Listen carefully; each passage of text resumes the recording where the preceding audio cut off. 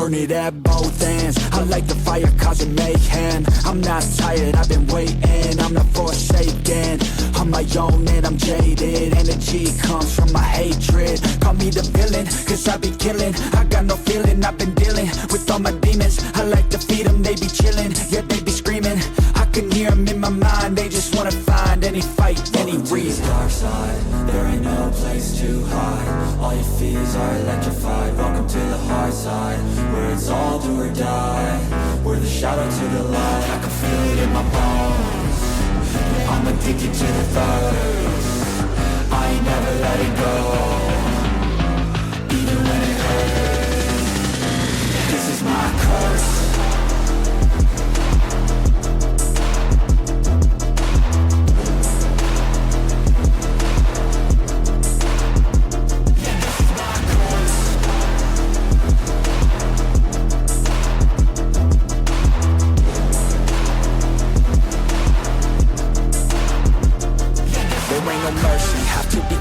Have to be working to deserve it. Adrenaline is surging, ain't no serving. I'm the king, bring me everything that I've ever wanted, that I need. I believe I could be anything, watch me. Give me a second to blow, give me a second to grow. Be at the top of the show, be at the top like a pro. I flip the switch, different mode, no they ain't laughing, no joke. Cause I attack when they won't. Welcome to the dark side, there ain't no place to hide. All your fears are electrified. Welcome to the hard side, where it's all do or die. We're the shadow to the light, I can feel it in my bones. Yeah, I'm addicted to the thirst, I ain't never letting go, even when it hurts. This is my curse.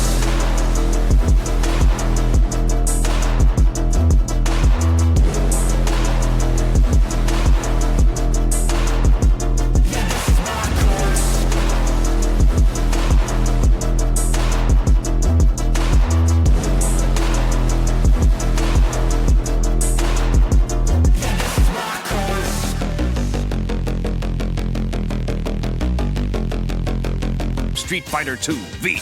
Gonna burn some muscle.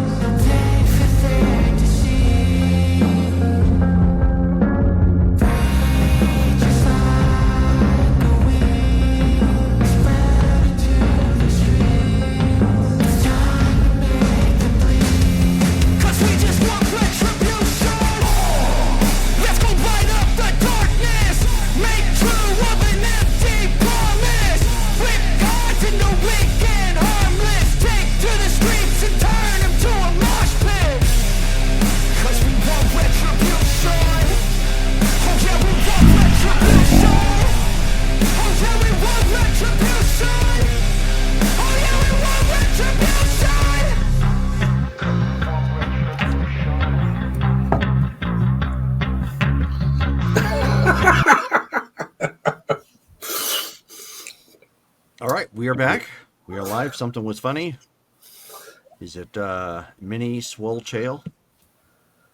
No, so my daughter's a cashier at Walmart, and she just texted me. She's like, "I'm disappointed." I'm like, "Why?" She's like, "I caught a shoplifter." I'm like, Oh, "What? You're disappointed in their moral choices? Is that what's going on here?" They're shopping at Walmart. How much lower can you go? Yeah, I mean, I'm already disappointed in most of those people. there are plenty of people that get caught shoplifting. I see those. They're not back to blue, but they're kind of like that. Just police cam footage that people post up on YouTube and whatnot. And man, some people they defend their antics right down to the last iota, and I'm like, man, you're going at it hard for Walmart of all places. I mean, okay. Well, have you seen in I think it's, well, I know California is one of them, right? But they won't even do anything hardly at all if it's under $900. Right. And there's guys that are walking in and like to Home Depot, and they're literally like grabbing like tool sets and briefcases like that, and they're just walking out the door. Just like walk in, grab the stuff, walk out, like spools of wire, stuff like that, walking out. I'm like, that's some audacity. Like, I don't That's California for you. Yeah. But anywho, we're not here to talk about California. We're here to play some Street Fighter. Yeah. And we also need to roll for some XP. So I don't think we have any birthdays this month. That's correct. No, Collins is next month. So we'll get birthday XP for that. But I think that's the closest we've got right now, right? Yep. Okay. Rachel, my are mom's you birthday struggling last with your microphone? I'm muted. Sorry. Okay. I said, so can we get an advance on that? No. Dang it. You wouldn't want me to put lender's prices on that. No. Wait, You're like, It's "Wait a minute, already I have to expensive." repay? I think one of Shelly's ferrets has a birthday. Yes. Yeah, no. That counts, right? No, unfortunately. So does somebody want to roll 1d4 in the chat and add +1 and get us our monthly XP? Let's go. You got it? Nice. 4. Okay. Cool. So 4 He total. just- That's pretty good.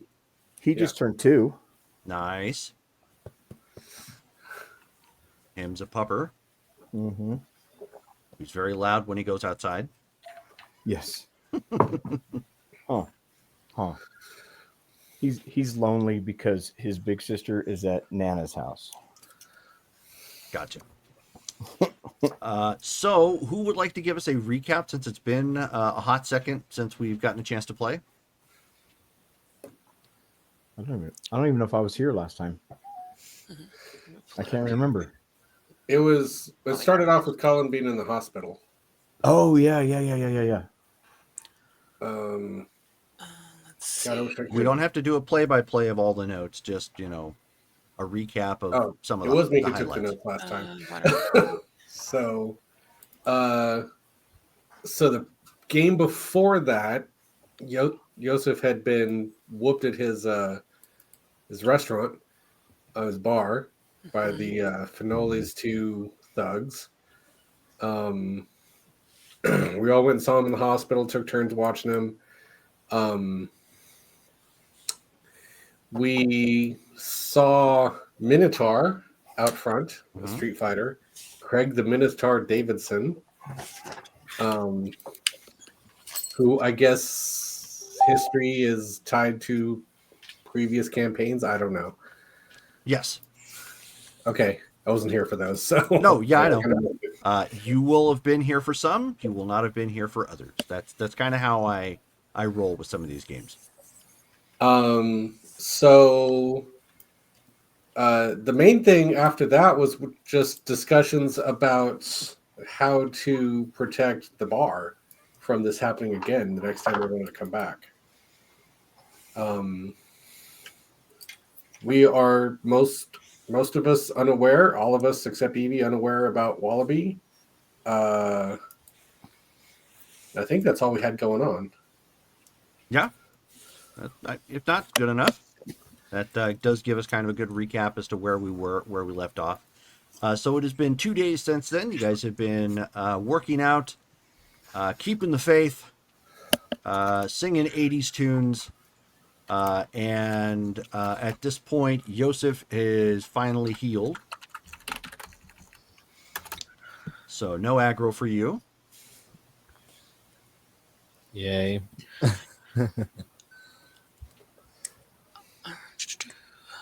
See. So I do want to actually reach out to Deacon.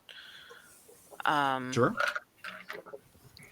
Because it's been a few days since I've heard from him. It has. But I think it's also time I give him the picture of her father. So I'll send him a text, basically saying, "Hey, when you have a minute, I'd like to would love an update, and also maybe ask you about something I received."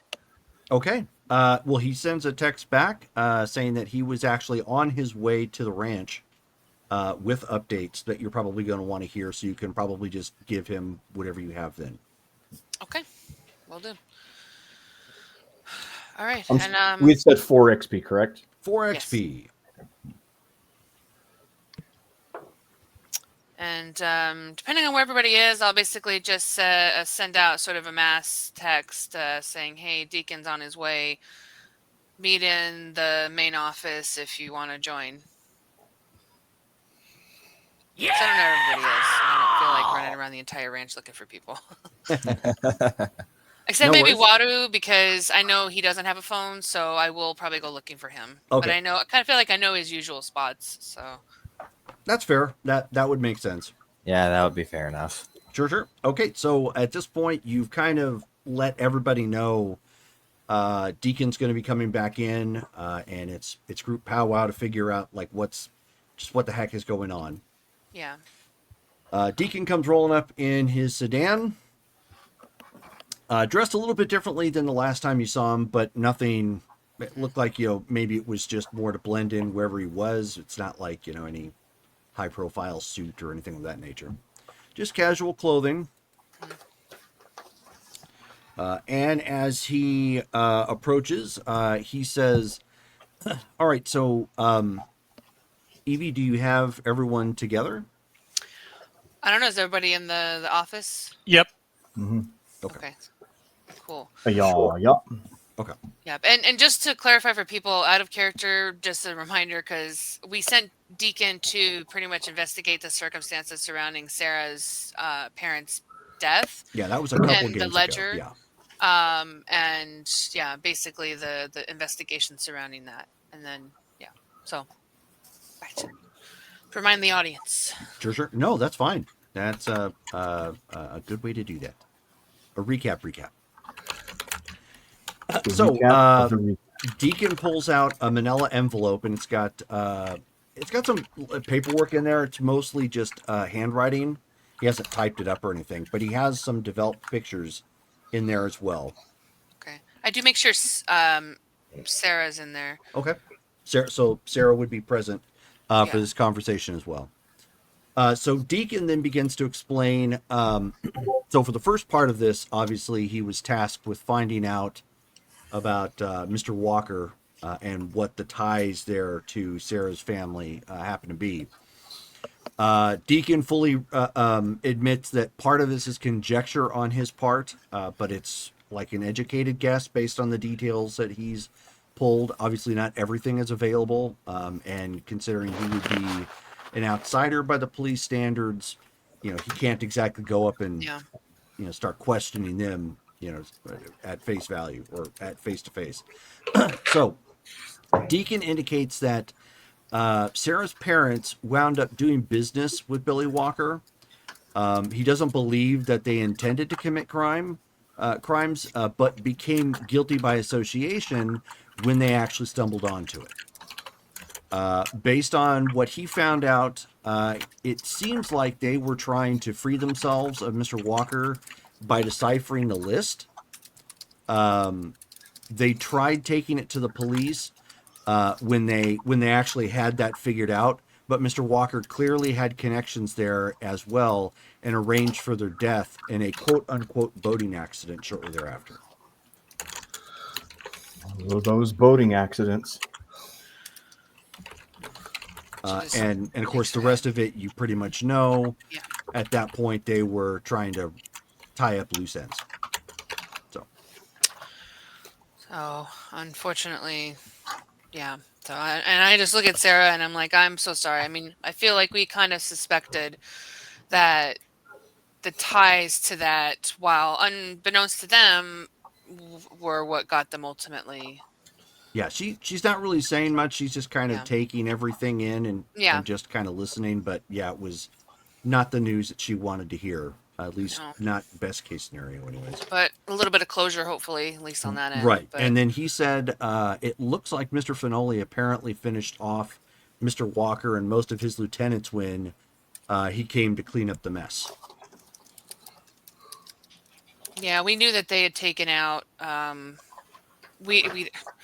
had a contact sort of give me the same information that they were sort of cleaning house.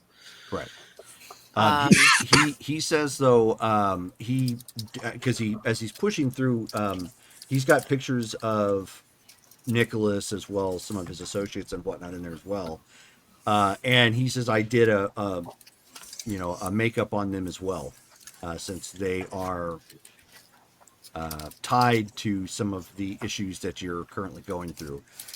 He says Nicholas Finelli is a whole other creature altogether. Most of the information about his arrival to Sydney is still pretty unclear.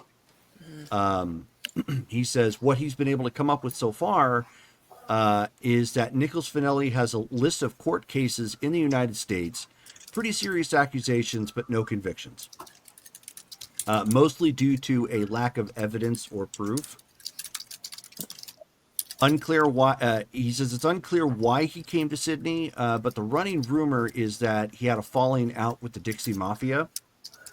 Has a lot of small to mid-level businesses that seem to roll up under other shell companies. Deacon then tells you that he believes he most likely makes most of his income via money laundering. But has also been tied to extortion and profiteering, which you guys have run into with the bar incident.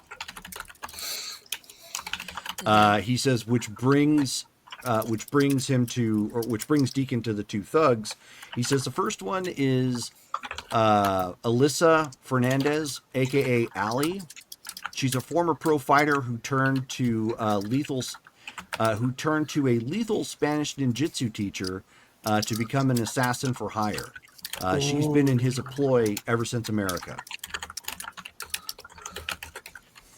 The other individual, her name, she goes by as Kawanin. Her real name is unknown, believed to be a citizen of Japan. She was seen in Finoli's employ shortly after he severed ties with the Dixie Mafia. And he believes she's a ninja, but it's unclear to what clan she claims. What did he say your name was? Kawanin.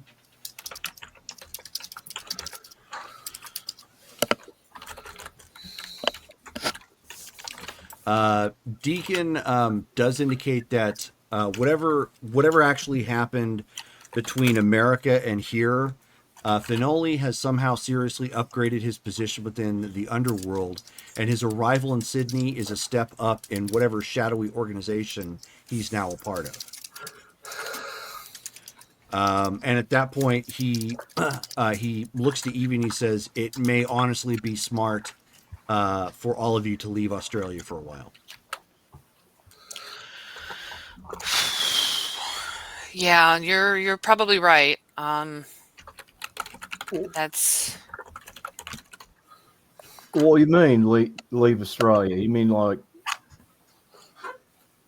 this is my home? It is. I'm certain you feel that way. But the local police are not going to be of any help to you whatsoever. if Walker had them in his hip pocket, it's a good bit, or it's a good bet that Finoli has got them and then some. Mm-hmm. Meaning you're going to have no recourse, and it's only going to be a matter of time before they find you out here. And his particular pattern, it seems to follow, is that if he can't convert you and draw you in, then he just removes you as a potential obstacle. Well, I do feel comfortable that I would be able to fend for myself in the outback, considering how familiar I am with it. But I would also feel like I'm abandoning my friends. So I don't. Why would think I'll do Finoli that. want anything to do with the ranch, though? I don't know. I could see if some of my extended family could keep an eye on the place. Just to let me know. I mean, Yeah. I mean, I don't know how. I mean, basically, I feel like we're running at this point, and I don't want to run. I want to stand in my home and defend it. Well, I've had that question since he got here. Is why would he come to us? I don't know. Well, the only thing that I can add is once upon a time, or many, many moons back, a man by the name of Kendachi Sonoma did once attempt to purchase all of this land for whatever reason, which still remains unclear. And given the dire financial situation that this place is in, if he even took up an inkling of that interest, that could be all it takes. And I know. Okay, so out of character, do I know that my dad had history with Sonoma? Oh yeah, it was way Yeah, before okay. you were born, but yeah. Yeah. Did Finoli ever have associations with Sonoma? Deacon shakes his head. He says, "I don't honestly know." Timelines match up. I mean, they've both kind of been operating in the underworld around the same time, so it's possible, but unclear. Well, maybe it's still all tied together. She stands up and she pulls out of her pocket the photo that she got. It's folded up, but Okay. it's possible it could be linked to this. And she hands him the photo of her father in the cell. Okay. So I got that the other day, and I don't know if it's connected to his disappearance and clear capture is connected to this. He says, so this came from Germany. Germany, I believe. Yes. Odd. I didn't find any ties to Finoli in Germany. I could try and dig a little bit deeper for that, but I still haven't been able to identify the organization that Finoli's a part of. Yeah. I don't know. I just I thought I'd show this to you because honestly, you're good at finding things out clearly, and maybe you can help me find him. But I have a feeling if she just kind of looks around to the rest of them, that if we need to get out of here, we could take a trip to Germany. And the picture, and I'm assuming, I'll once he's done examining it, I'll show it to them. Wado's already seen this, but as you know, my dad has been not around for a couple of years now. And for a while, it was believed that he was on a bit of a walkabout himself. He enjoys those a lot. But we believe that he was kidnapped, and this arrived the other day that confirmed it. But at least I know he's alive. So they want us to go to Germany. I don't know who they is. but this is the first lead I've had on where my father is in a while. So I suppose if we are going to have to get out, perhaps you guys wouldn't mind taking a trip. Could be a Maybe we can trap. get some fights there while we're at it. That's like, let's go help your dad. I'm less worried about padding my resume. I mean, cool if we can get fights. No, but I meant that in that at least we'll have it would be a good cover no to go, though. distractions. Exactly.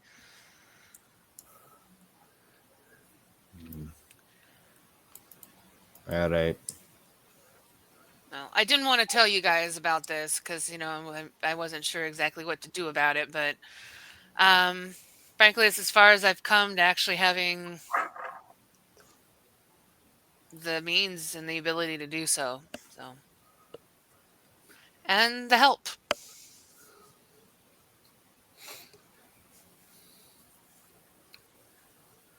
Well, let's go. Let's call. Yeah. God, where is his name? Max. Yep. Oh, I think it's Max. And I'm going to invite Sarah to accompany. Obviously, I wouldn't want her here by herself. Get her out of the country too. Mhm. what about Digger? I mean, I'll leave it up to Digger if he wants to come, but someone's got to stay here. Yeah, Digger. I mean, Wayne. The circumstances and whatnot. He volunteers to stay behind. Somebody who knows the ranch has got to at least stay around and try and maintain it as best as possible. Yeah. He also just pulls out his phone and just gives his pub a call, letting them know that he's going to have to be out of the country. Okay. Yeah, I don't know how long this will take. Deacon does advise that if you opt to not go to Germany, there may be a way to get you into America. What's in America? Whatever training or whatever, I guess more fights. Pursue. I your do have an career. open invitation. This does perk up Yosef due to the mention of the Dixies. Okay. Because he knows if he can establish the mention of Finoli to the Dixies and him being out here, he may be able to get some allies. Basically, mean go tattle on him. Caught a friend. Your enemy is have. What was that saying again? The enemy of my enemy is my friend. That. Well, I don't know the first place to look for him in Germany. I just know he's somewhere in there, and it appears to be in some sort of old castle potentially. And there's a lot of those there. I mean, how many could there be? A lot. Oh, I mean, how big is Germany? I mean, it's not bigger than Australia. He also just looks at water. I suggest you look at a map. Oh, I you have. do. Germany's nowhere near as big as Australia. No. Australia is the second largest continent. It's a continent. It's a continent, but it is pretty It's also- big. It's also a country, kind of. Germany is a part of a continent called Europe. Okay. Well, Well, that I have been through elementary school. That's good to know. Yeah. Okay. My home island is bigger than your home island. Just saying. All right. So, what would we do then? You guys want to go to America first? Let's get to America first. If we, with the Dixies in America, we can probably get a lead with them.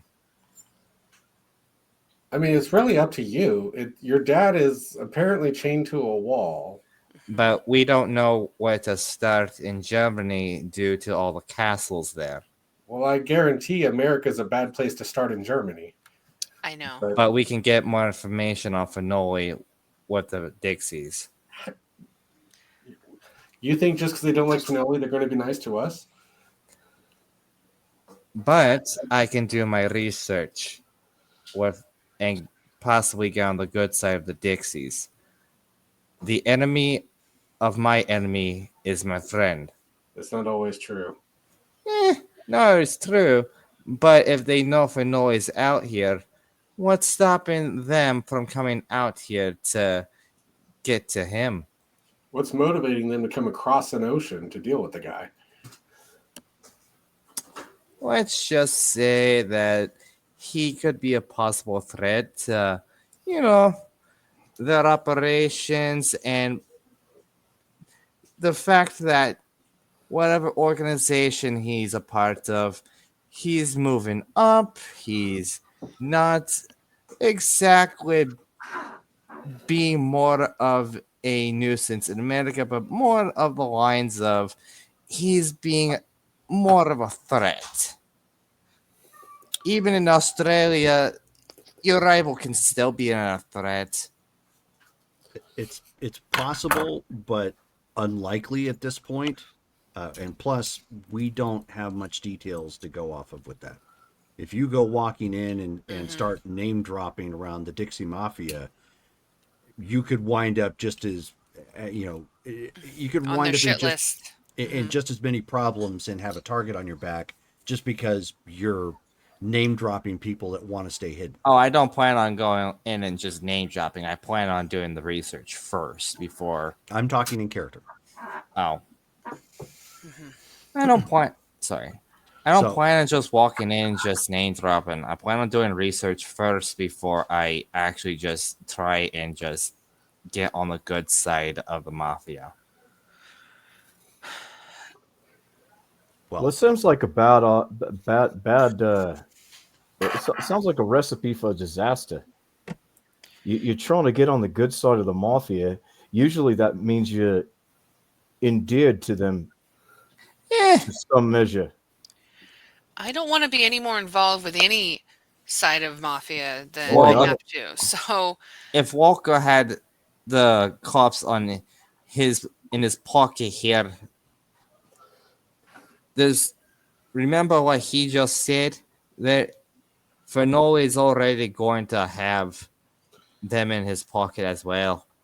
We're going to need all the help we can get. You're saying a bunch of vague things. I'm not hearing a plan. yeah, I don't want Get to. as many allies we can. Okay, thanks. That's not a specific plan. but yes, that is a noble sentiment, and I agree. So, even if I have to get some help with the underworld. We're trying to tell you it's a bad idea to go to another part of the world and get involved with their mafia too. So here's another. In character, Deacon is indicating the reason why I mentioned America was simply so you could train up and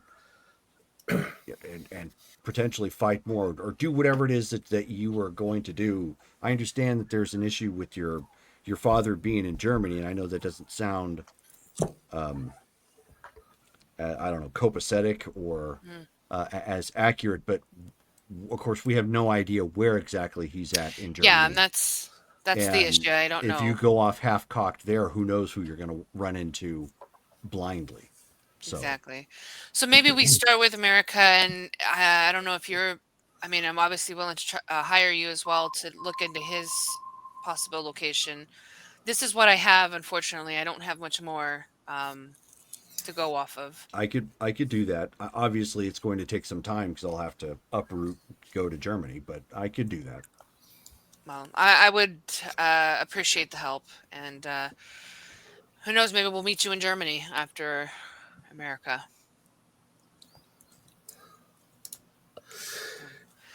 So it looks like we're going to the U.S. or try to go to the U.S. to maybe get some fights. Like I said, I do have an open invitation with Jen. They've got big sodas. Let's do it.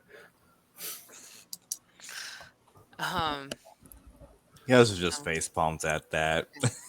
So I'm gonna What's wrong with big sodas? give Max a text and say, hey, want to talk to you about gigs in the U.S. when you have a chance.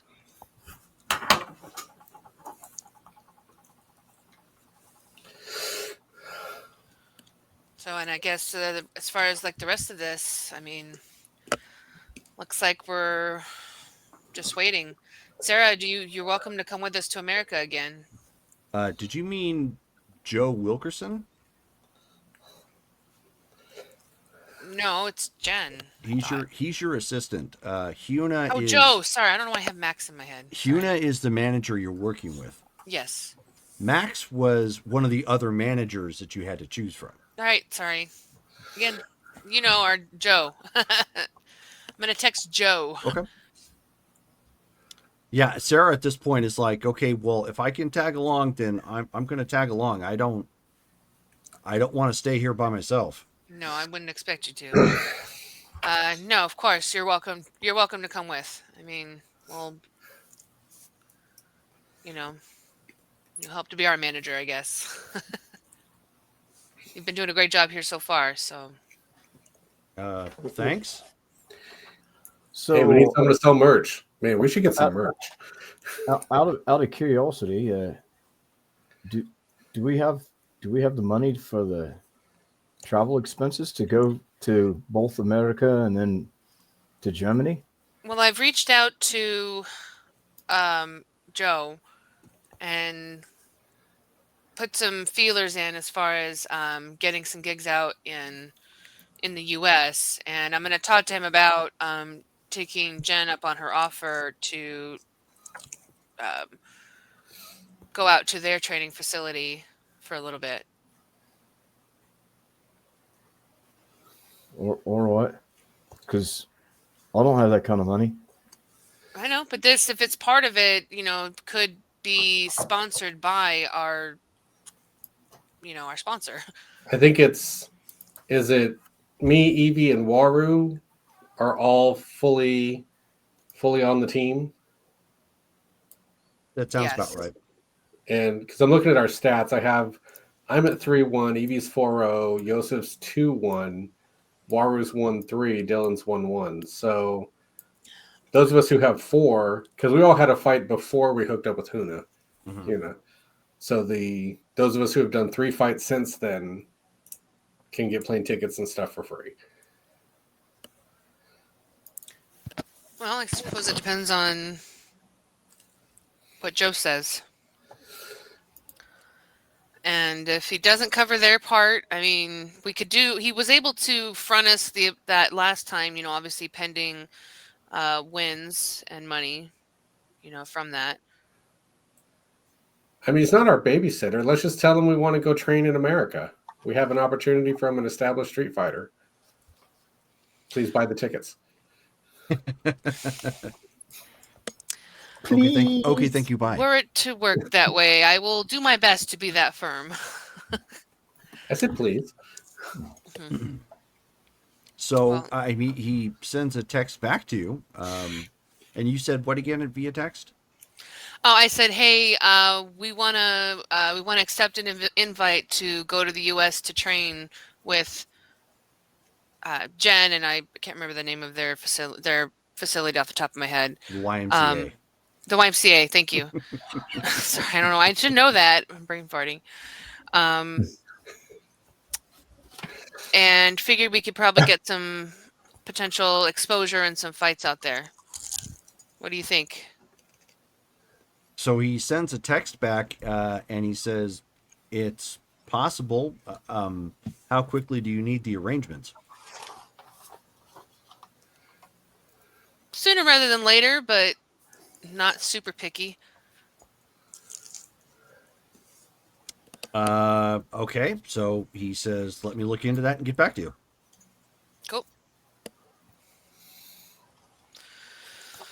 All All right. right. I am gonna look up tickets though, pricing for Sarah since she's gonna tag along.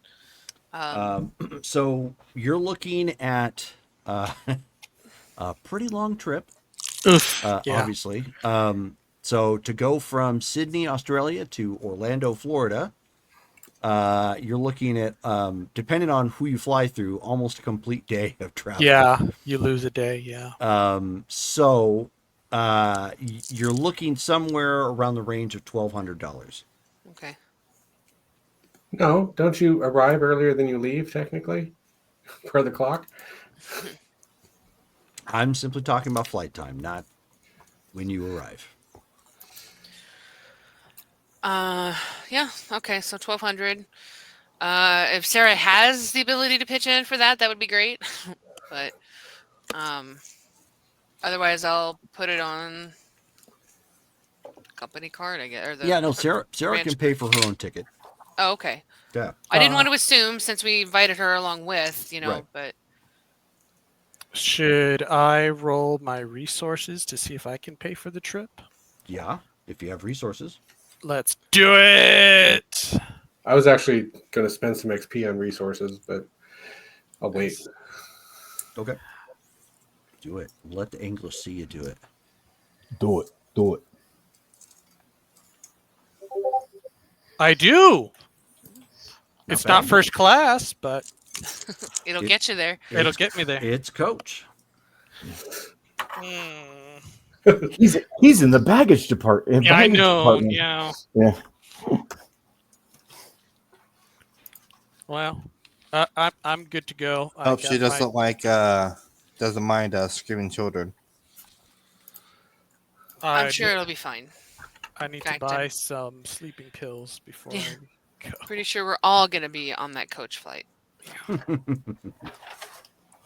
Oh yeah, I should probably coordinate with Joe so we're all like sitting together.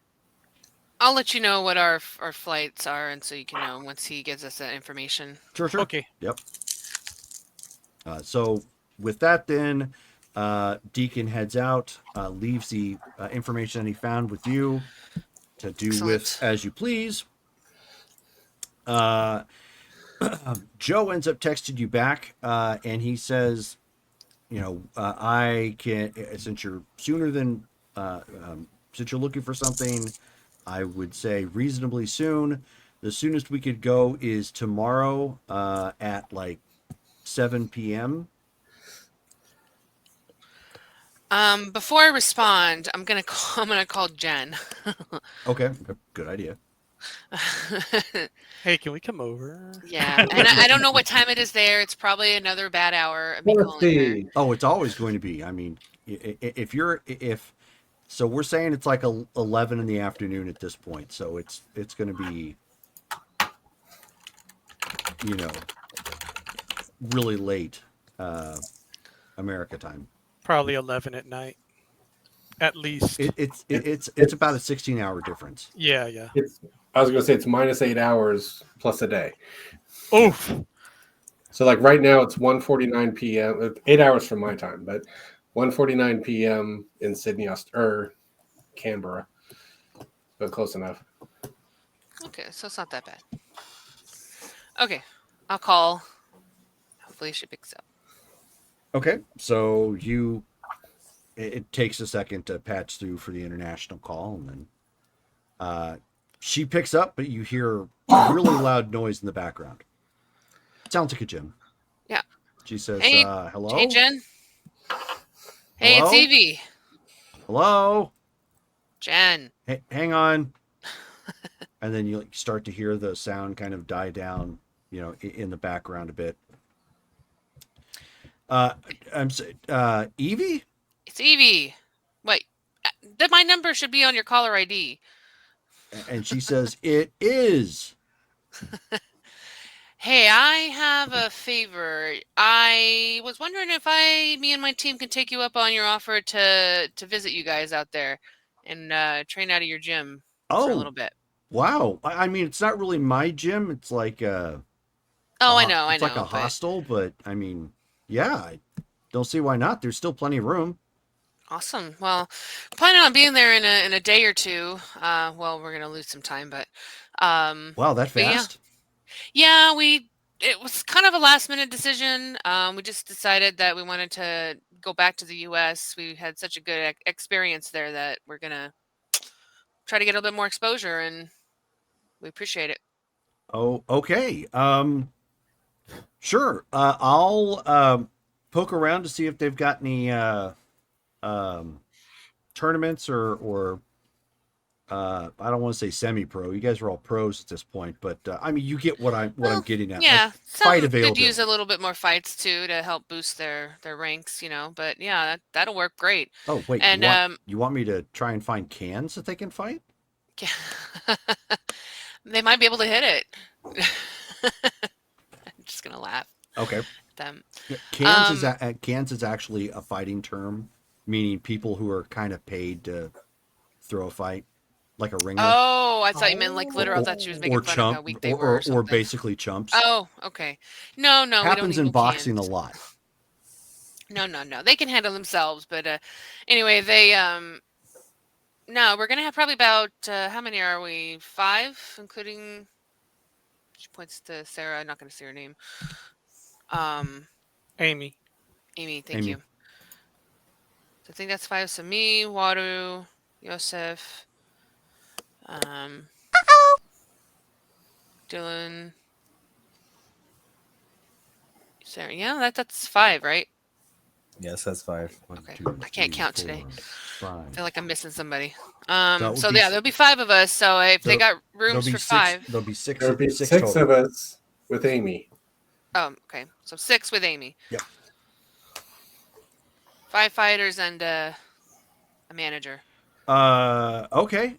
Yeah. I'll let the guy at the front desk know. And so they can start working on it. The rooms aren't glamorous, but Nah, that's fine. I mean, you've been cheap. out here on this side of the pond, so yeah, my manager will probably be reaching out to the YMCA there and booking those rooms. So we'll see you maybe in a couple days. All right, cool. Hey, maybe I can take you down to Hunky G's or something when you get into town. Do I know what that is? No, because you've never been there. Okay. But out of character, Hunky G's. all of you guys went to Hunky G's at one point. Hunky G's Dance Emporium. I don't remember that. Well, no, it was a throwback to like the mid 2000s. So I don't expect you to remember it. Yeah, no. All right. Well, hey, I'm down. So, all right. Well, I'll talk to you soon then. And Okay. then I'll go back to them and say, looks like we're good to go on that front. Is Digger going to be safe by himself? I mean, I can't answer that. Well, he's not going to put up a fight. You want me to get in touch with a couple people from my tribe to check in on him? Yeah. That would be that would be a good idea. That'd be great. I'll let Digger know that. When are we leaving? Tomorrow evening. All right. Well, I'll be back. Okay. And I'm gonna text Joe, say this is the address for the Y. Why? The YMCA. Gotta. And I reached out to Jen. She's gonna look into some fights and tournaments potentially there as well.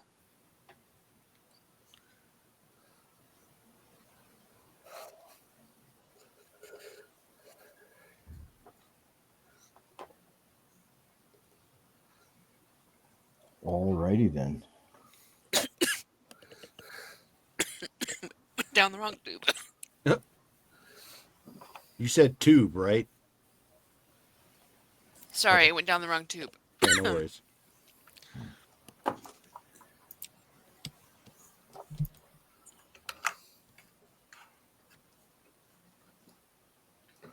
So I guess we should probably start packing. Pack up all your stuff. How much stuff do you think I got? Not a lot.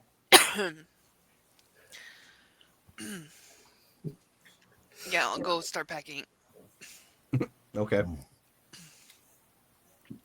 So don't have to role play all that. You guys are setting up, getting all of your whatever belongings you need to bring along packed and into what you came here with, for the most part, just luggage. You know. Am I able to get in touch with somebody just to Sure. say, hey, here's a couple phone numbers, and I'll have them written down. Obviously, we have ways to get phones, but you know, Usually it's like to a store nearby, Right. wherever the land is or something. You know, unless they, unless for some reason, the tribe member actually has a phone. So, which is I'll just highly get in touch unlikely, being all the way out there. right. But I say, hey, you mind swinging by the Wallabies and checking on Digger? We're going to be going out of town and for a spot. And long story short, there's evidently some nasties that there's some imports from somewhere up America or Europe or something like that. But one of the guys in the group pissed him off something fierce, and we're just kind of worried about Digger. We're getting out of town for a bit, so to take away the heat from everything. But just in case, if you see anything happen, could you give us a call? Yeah, sure thing. We know Digger. All right. He's a good lad. Well, appreciate it. I'll let him know. Thanks, mate. Yeah, no problem. Just make sure he rings the place twice so they know who he is.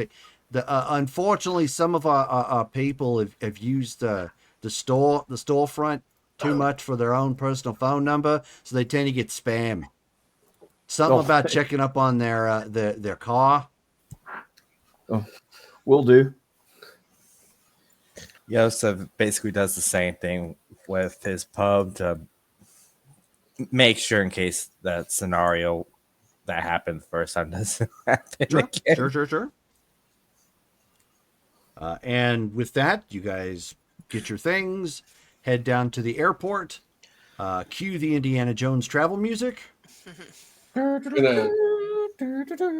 Just to throw in, I'm going to let my contact know that I'm traveling again. Okay. But not tell him where. He probably not the type to ask anyway. So right, that's fine. Yeah, no problem. I wonder if my surfboard will be safe in the bottom of the plane. It's pretty sturdy. It's a surfboard. You know how much surf traffic goes between America and Sydney? Yeah, they probably know. Yeah.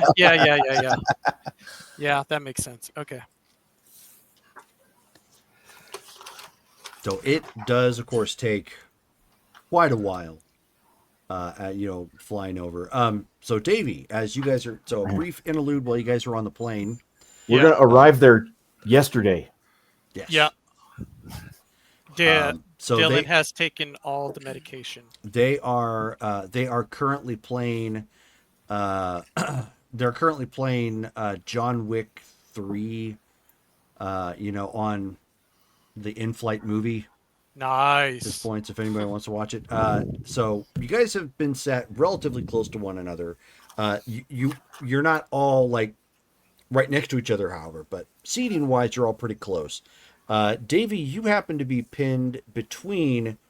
You ended up getting the middle seat.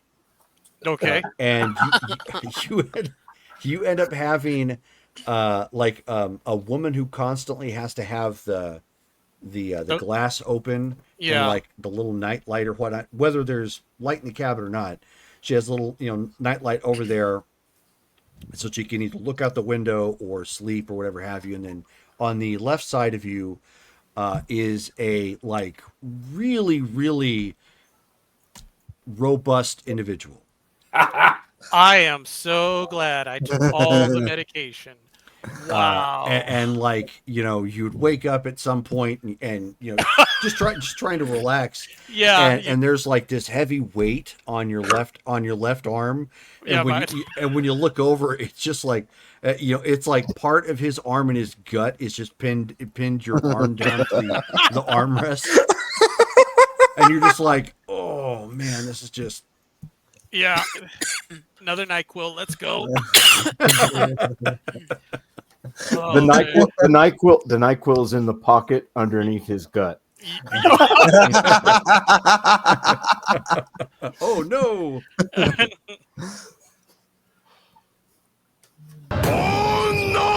So he's pinned between a fat guy and just somebody who's neurotic, on the other side of him. Just got the constantly has a light going on, needs to look up, and it's not good because she frequently gets up and like has to excuse herself past you both, and of course getting by you really isn't all that difficult.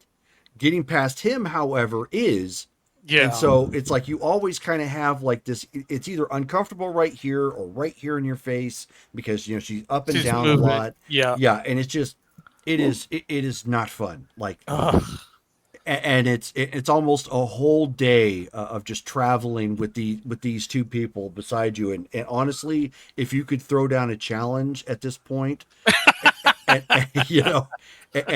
go for it, you probably like that's. I'm not saying I'm playing your character, but that's kind of what's in the back of your mind right now. Just like, yeah,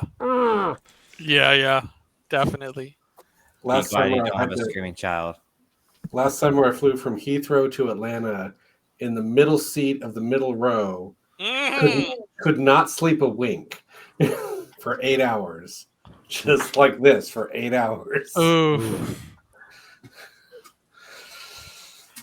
But eventually the plane starts touching down. You guys. Oh, thank God. You guys are flying. Yeah, and Brittany says that's the worst. She's currently watching the stream right now, being stuck right in the very, very middle. Yeah. Hi, Britt. Nowhere to go. So you're touching down finally. It is nighttime as you are, as you're finally coming in. Hard, of course. And since it's nighttime, it is kind of hard to see the city of Orlando, Florida. Outside of the fact that there are a lot of lights and you can see the coastline coming up. Everybody starts getting up and getting out. And Davey, because you have been pinned uncomfortably between these two people, I'm fighting like a cat. First up, yeah. You have got swamp body. Oh no! No. You're just uncomfortable. Yeah. Your clothing never felt like it ever truly got dry from any of this. This has been the most unpleasurable situation you've been in quite a while. It's the new French cologne. Yeah. When you're feeling that not so fresh, it's called swamp Swast. body. Yeah. So the ferret is in here too. So say hello to Shelly. Hi, Shelly. It's just you all haggard, like.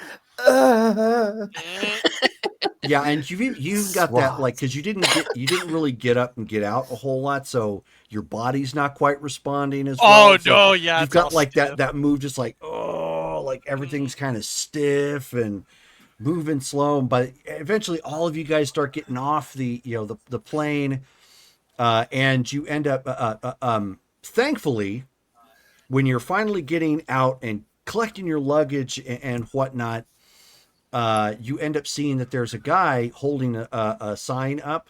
Obviously, there's several there for the pastors coming on.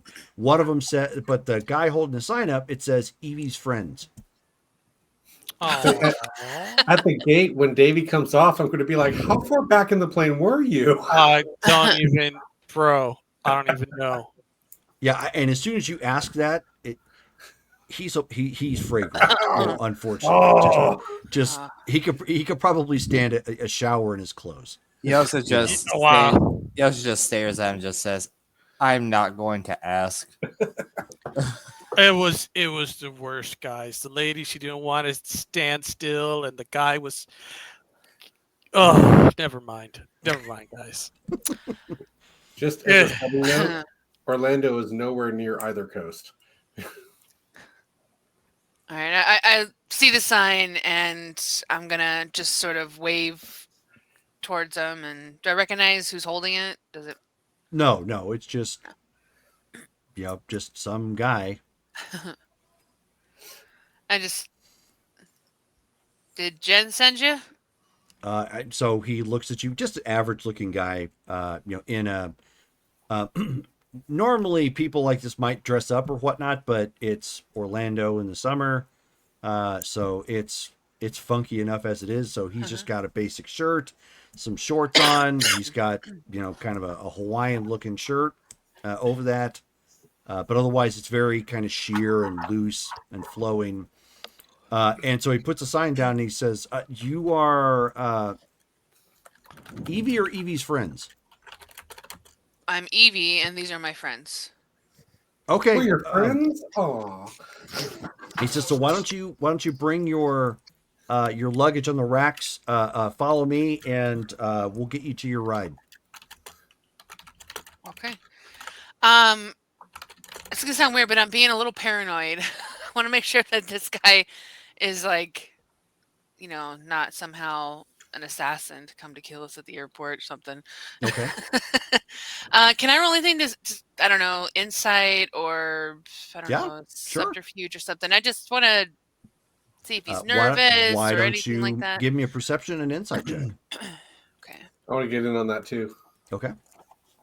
I'm trying to get blood flowing back in my left arm, so I cannot. It's like, I'm paying more attention to getting my body up to stuff at this point. Yeah.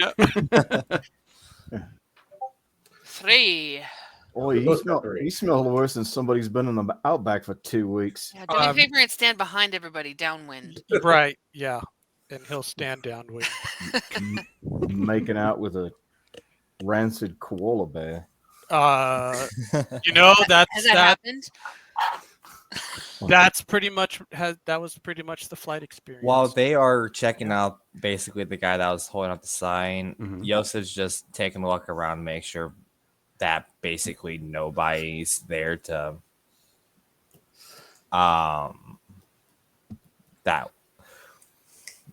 that's basically there to accompany the guy.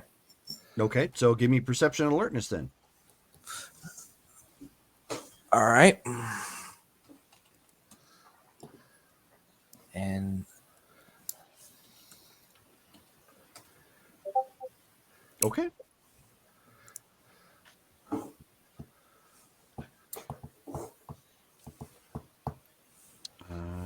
We'll do this. Here we go. Oi. Emotional damage. So you're looking around. You don't see anybody giving you the side eye or watching you in particular. There is, of course, a crowd of people coming out around this time frame because, a plane disembarked and people all going out to catch a bus or get their car or, whatever have you. But you're not seeing anything that seems like super out of the ordinary. He leads you out to a limo. Ooh. And as you guys bring the luggage carts out, he pop the trunk and starts shoving those in there in the back. And for those of you who checked him out, he looks pretty comfortable. Okay. He's pretty chill. All right, cool. Well, I'll grab my stuff and follow him. Okay, and he pops open the door for everybody. When he gets up to David, what was your character's name again? Dylan, that's right. Dylan. When he gets up to Dylan, he's all, ooh. He's all, yeah, I need a shower. You smell like you got funky with the cheese whiz. Just yeah, that down. Yeah. That was the flight. That was the flight, man. Okay. It was a long flight, apparently. All right, so I am dropping all of you off at the Y? Yep. Okay.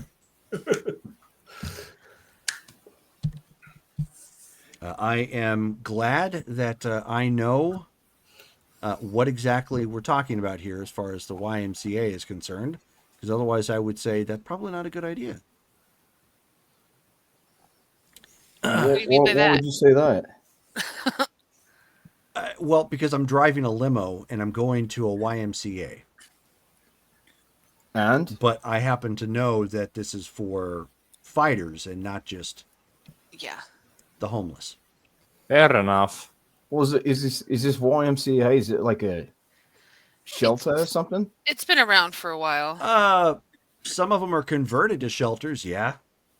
This one isn't though. It's been purchased and upgraded, but I guess it kind of maintains its name. But it's used for upcoming pro fighters. All right. He says, so sit tight, and away we go. I'll text Digger, say, hey, we landed. We're here on our way to the Y. And then I'll also text Joe, let him know. And Okay. Jen. Okay. No problem. And it takes a while to go from the airport to the Y. Got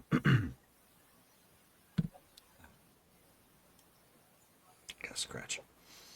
Due to the traffic. Cat scratch fever. That's a real thing, you know that?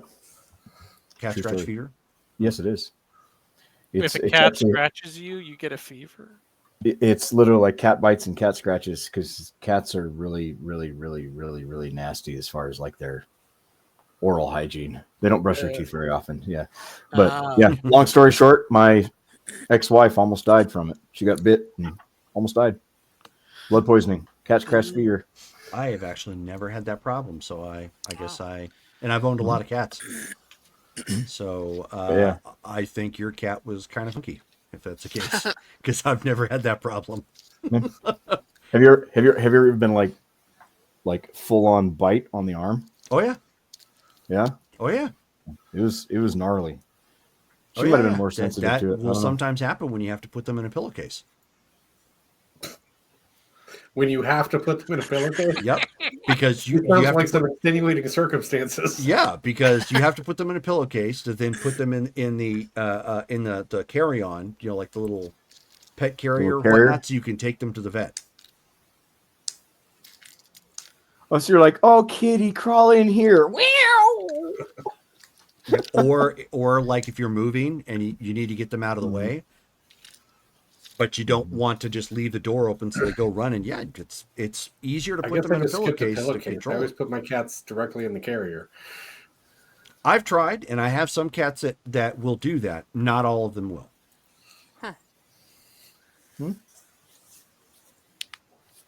It's usually easier if you have the bigger carriers for them, because then it's easier to get them in. But yeah, almost no matter how you pick them up, they will spread those legs out and then start fighting you when you start getting down to that point. That's why we put them in the pillowcase first. My cat carrier, like the top and the bottom separate, so I could like put them in and then close the thing over my arm and then pull my arm out. Yep, I've done that. I've done that too. And I had one.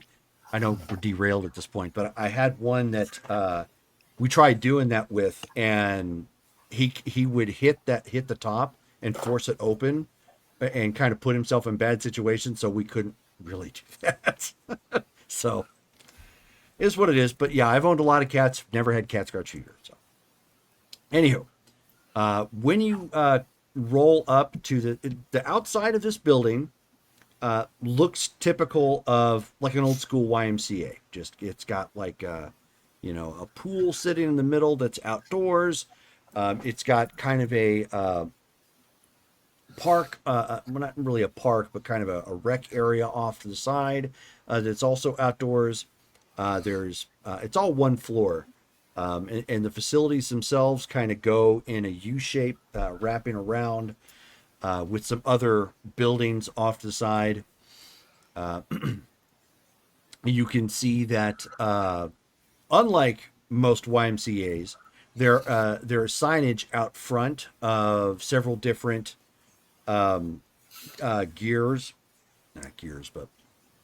sports gears and apparel that have thrown up ads here or provided them logos and screen. I forget what they call what they put up in the screen stickers or sticker screens that you might put up in a window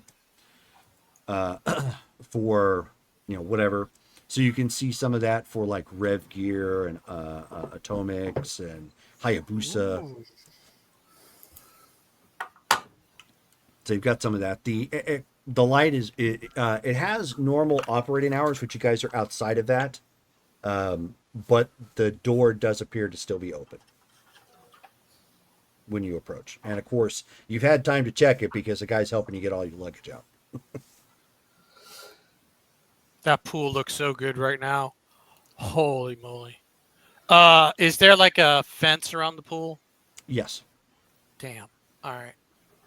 Don't toxify that pool with your stench. Kids are gonna swim there. Yeah, you're right. All right. Like he jumps in and just starts to turn a little green around him or something. Yeah. It's like I'm pretty sure they got a shower inside. You know. Yeah, this place has got to have locker rooms. Just. Yep. So when you come in, there's a guy comes walking out and Right. to start helping to take in your luggage. He says, "So welcome to the Y." Okay. Yeah, we didn't have a whole lot of warning that you would be coming, but we do. So we don't have any food right now available. You guys kind of came when the kitchen already closed down, but I can show you where showers are at. I can show you where, where you're going to be sleeping. If you want to keep your stuff in like a locker or whatnot, no problem. And he says, and watch your step as you guys are walking down the hallway. There's a spot on the floor right in front of a door that was sort of, it was pretty like maybe it might have been like an office or something at one point in time because it's pretty close to the front of the facility. But the drawing on the ground is almost like a homicide tape, where victim tape like they had put on the ground, but it's like a splatter mark. Now it's kind of old and worn and whatnot, but you can still clearly see it there. And in the middle, it says Ahmed's drink. That's incredibly morbid. Okay. What color is it? Cement. Oh, I mean, like what? It's like, old. I mean, it's taped off, like somebody taped it off when it first happened. It's not spilled out there currently. Oh, so what about it? Is that recent? He says, no. That was like years ago. He says, but the guy who used to stay there, Ahmed, taped it off, said there was some sort of Indian voodoo on it or something, and to not step on it. So if you're superstitious, watch where you step. Okay, don't step there. Interesting. All right. We'll keep going. Random. It says Ahmed's drink. Yeah. You might remember that particular scene when Ahmed was caught on camera. He got excited because he won something off of the TV. So he ran outside his room and spiked his drink right in front of the doorway.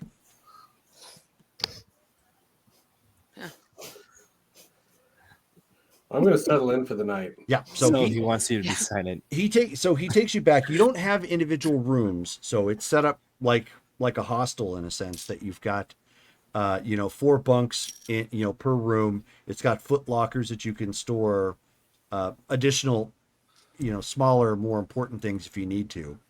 And then the gym itself has the full on, sized lockers that you would normally find. So you can also use that to store some of your things. Sweet.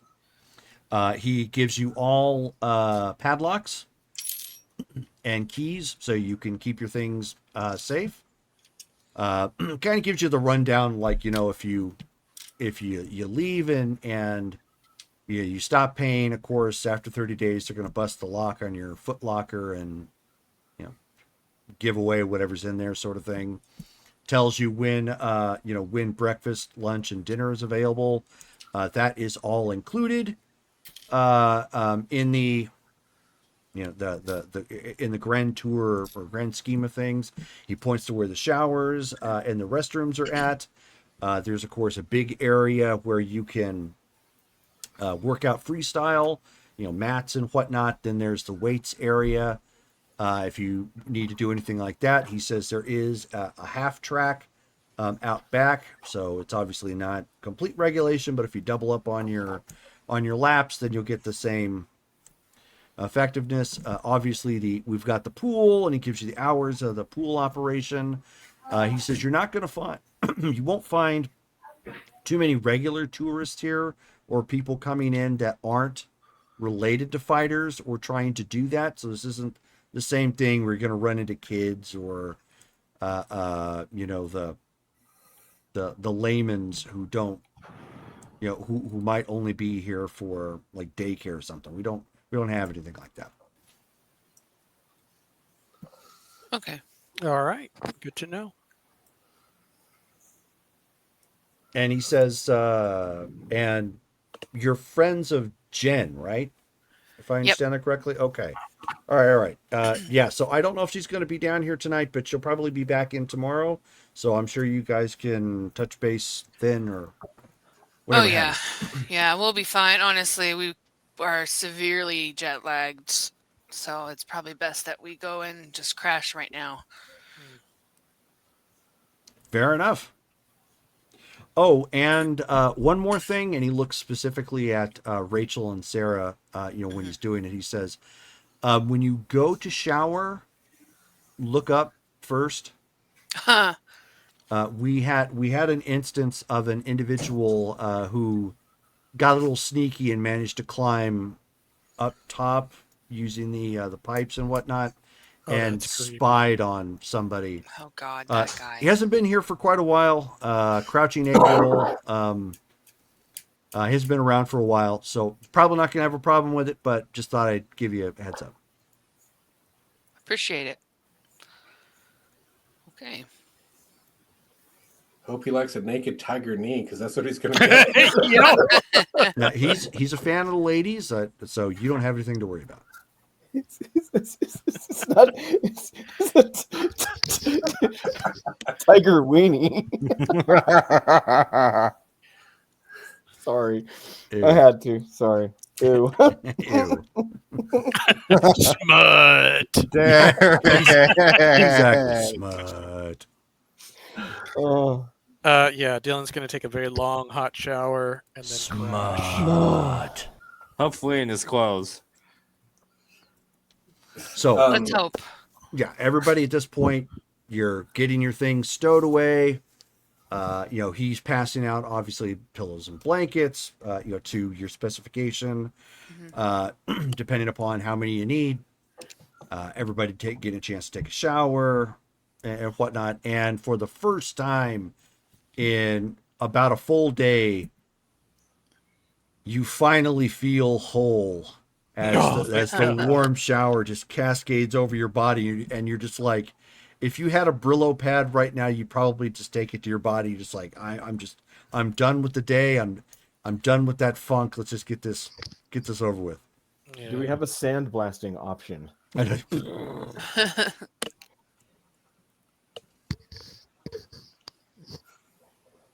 But with that, all of you get tucked in for the evening. Yep. And he does tell you there's also a security guy that watches the ground. So just a heads up. He doesn't go into the rooms per se, but he takes laps, makes sure the place is secure. Hey, you know any places for surfing? Any For, beaches? surfing? Yeah. This is Orlando. You're going to have to travel a bit, but Oh man. All right.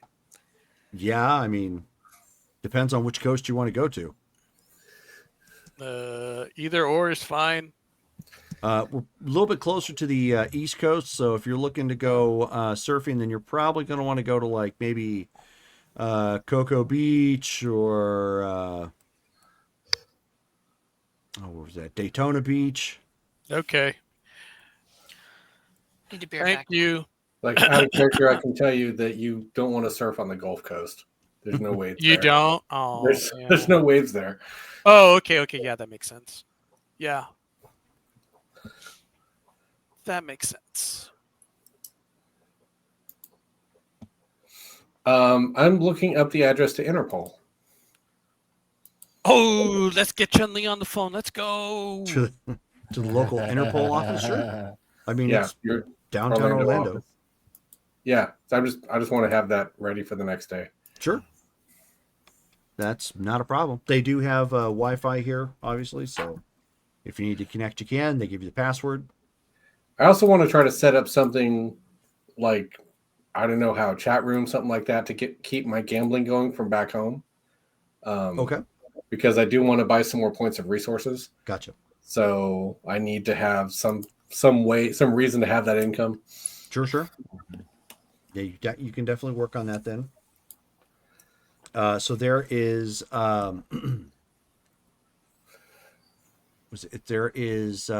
there's also there's a cork board that's got a bunch of like miscellaneous ads on there. You can also see on the cork board that there is an ad for a Street Fighter attorney. His name is Kyle McKay. Ooh. Street Fighter attorney? Street Fighter attorney. Oh, attorney. Yeah, if you do something wrong, he'll get you out of jail. Specializes in fighters. What was his name again? I'm sorry. It was McKay, but I forgot the first name. Kyle McKay. Kyle. So next morning, sun comes up at this point. All of you are starting to get up. You can hear people hitting the bags and running on treadmills at this point. It's not super loud, but it's active. There's clearly other people here in the in the Y at this point.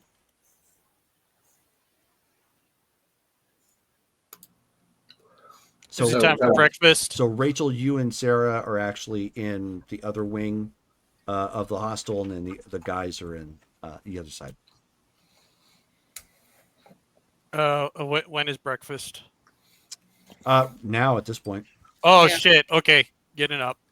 Yeah, I'll get up and Guys, I have an idea. For Finoli. So are you saying this while you guys are in line to go get food, or No, never mind. I'll just wait. Okay. Good idea. Because it sounded like everybody was rushing off to go. Well, get I was trying to do it in the bedroom. But well, I mean, foreplay. Smut.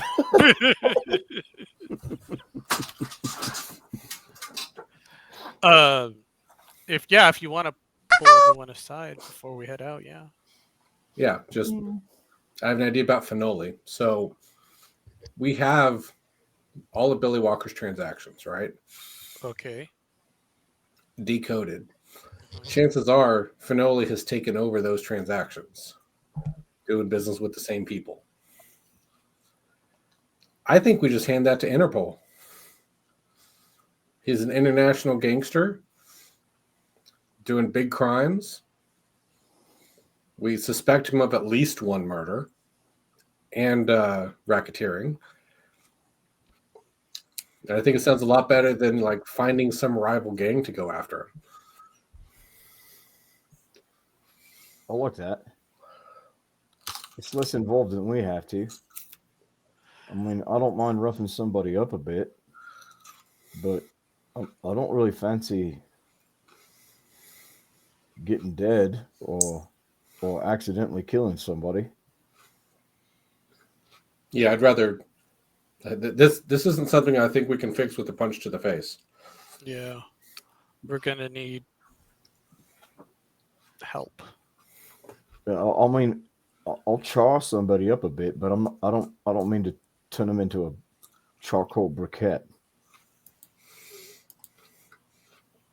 Let's get some food and tell the others. You think Finoli has like contacts in Interpol? Brittany asks, "How about 2 punches to the face?" That might do it. Where does the kick come in? I just wasn't thinking big enough. That's all it was. Right. Gotcha. Yeah.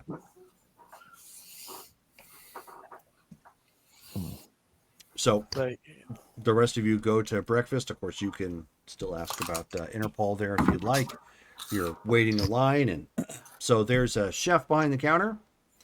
And it is like it literally is a cafeteria kind of setup. They've only got 3 choices. For breakfast at this point, one is a short stack. The other one is, eggs, bacon, and you can of course combo that if you want. It's all up to you. And the other one is just kind of a skillet, like a mix thereof. I'm gonna pile high from the skillet. Okay. Eggs and bacon, please. Yes, it's just getting the eggs and bacon. Okay. So he looks to Evie at that point and says, "Y'all want some eggs and bacon? Want that?" Michael. No. He followed you over here. Oh no. I knew it. You want some mustard? I'm surprised you forgot about him because Rebecca had the devil of a time that one game when she was just trying to order food because she couldn't understand him saying beef stew. I forgot his actual name, and I know it's not Michael. Yeah, it's not Michael. Just Chef. Yeah. No. I'll just say yes. Yes to both. Okay. So he's getting everything set up, drops it on the plate. You guys, similar experience as he's getting everything set up real quick. He's quick and good at what he does. Devil of a time trying to understand him, though. I want some of everything. Okay. Mm-hmm. No. You still a growing healthy boy? Of course. I'll burn it off. All right, Dan. So he's scooping it out, getting it out the window. Out of character. Cut off some mustard. Y'all want some French fried taters? Sure do love them French fried taters. Some mustard.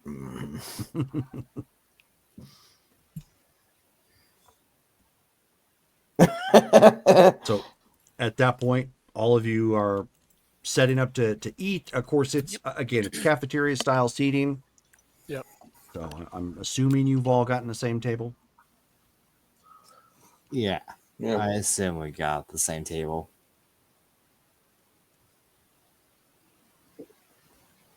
Hey guys, why don't we sit together? I don't want to sit with you. Oh. Start digging in. Hey Evie, we kind of have an idea. Do we want to run by you? She looks up mid-fork to mouth. For what? And then he'll look to John.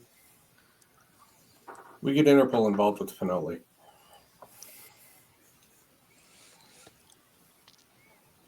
I mean, he does seem to be a big deal now. He's an international criminal. We have the record, the decoded record of all of Billy Walker's transactions. Chances are Finoli's doing business with the same people, doing the same things.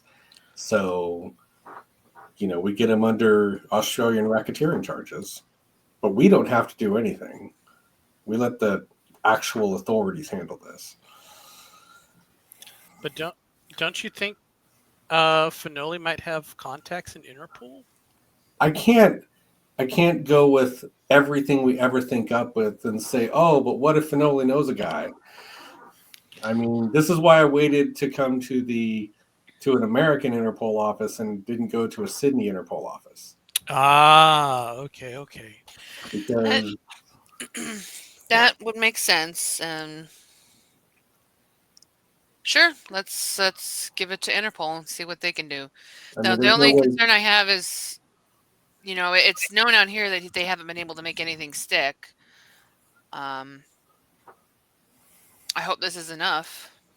Well, I mean, if it's not, we're no worse off. But yeah, I can't assume Finoli has somebody in every Interpol office around the world.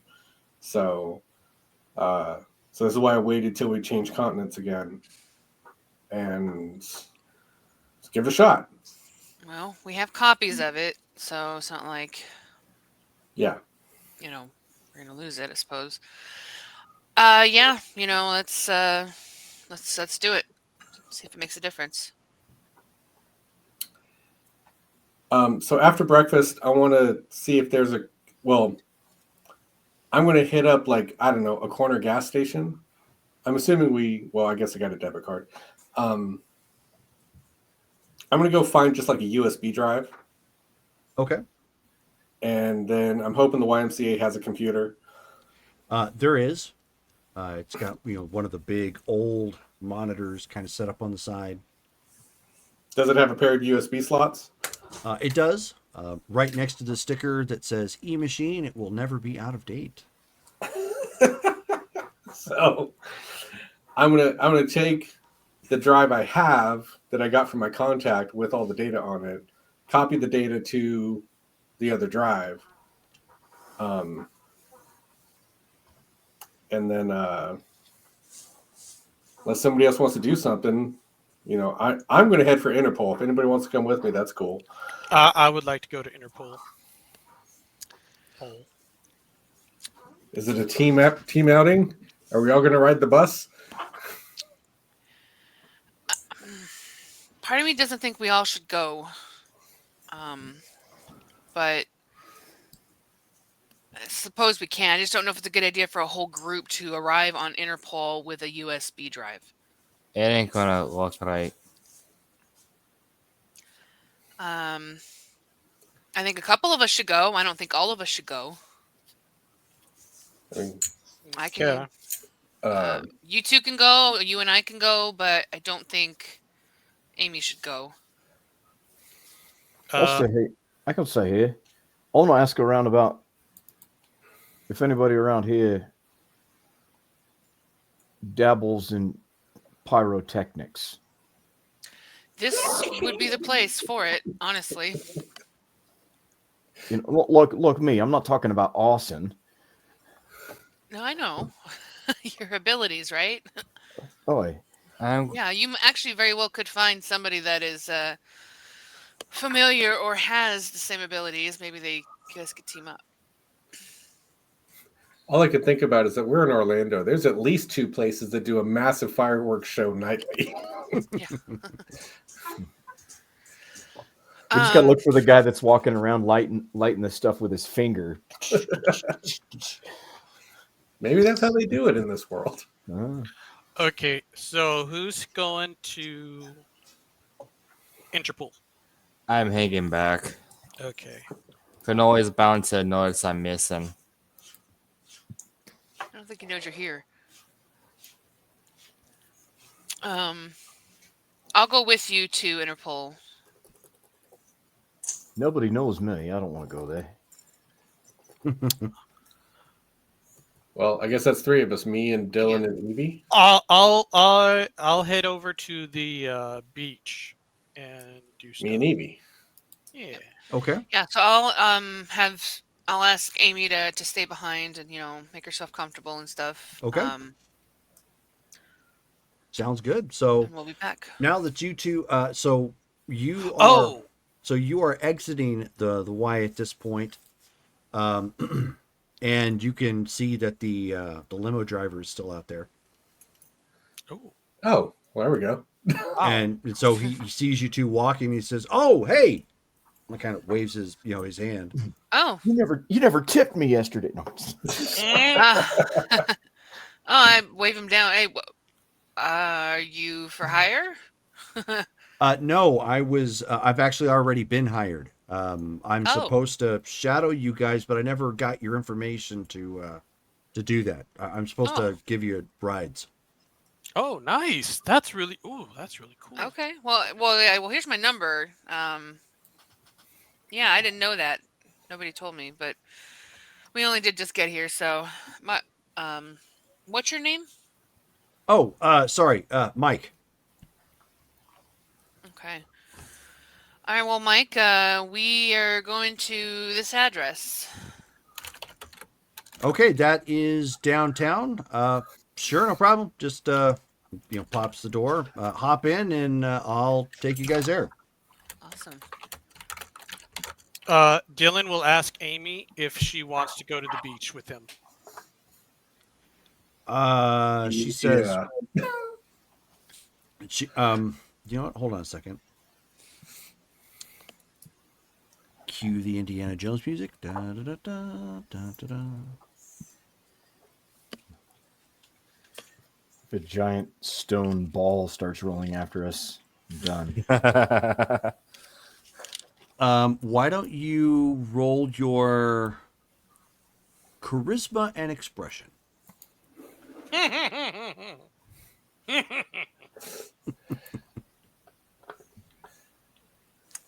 Given from that laugh, that's a good luck. Oh my God! 1 success. I'm on fire tonight. You got one. And so she kind of mulls it over a second. She says, all right.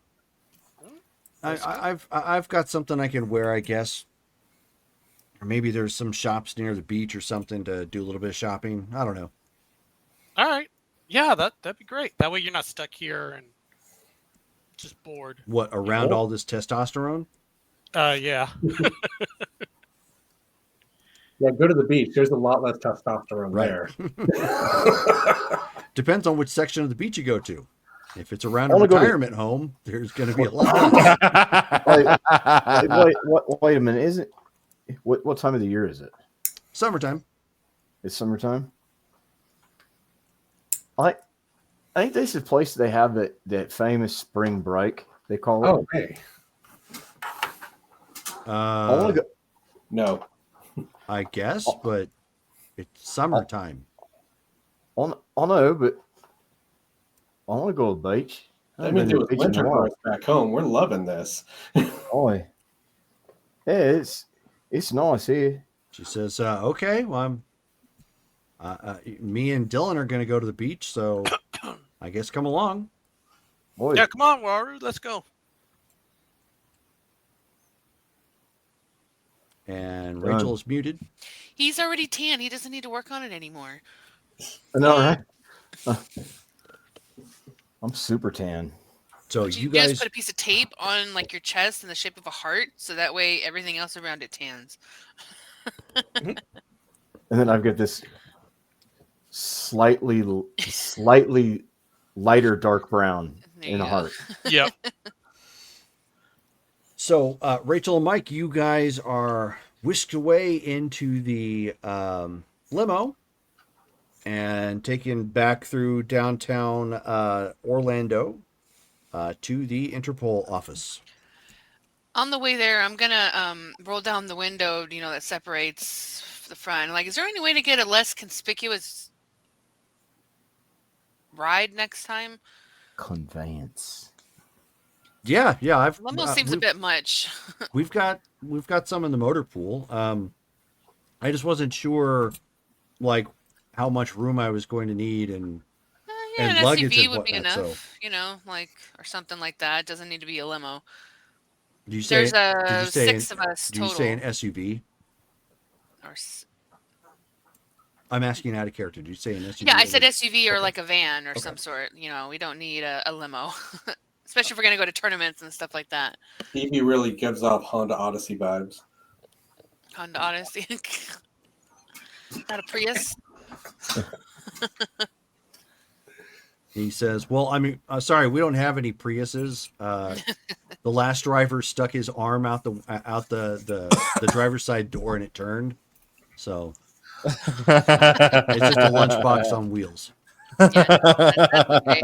And just this limo is unnecessary, especially out in this bit of town. So fair enough.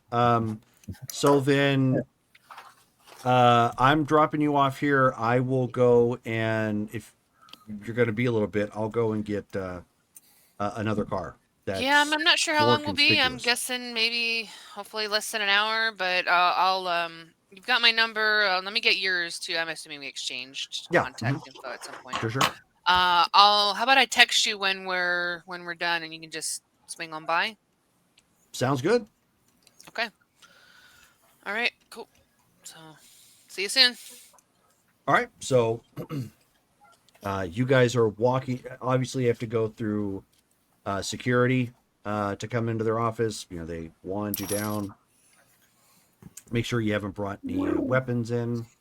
Just our fists. Just our fists, baby.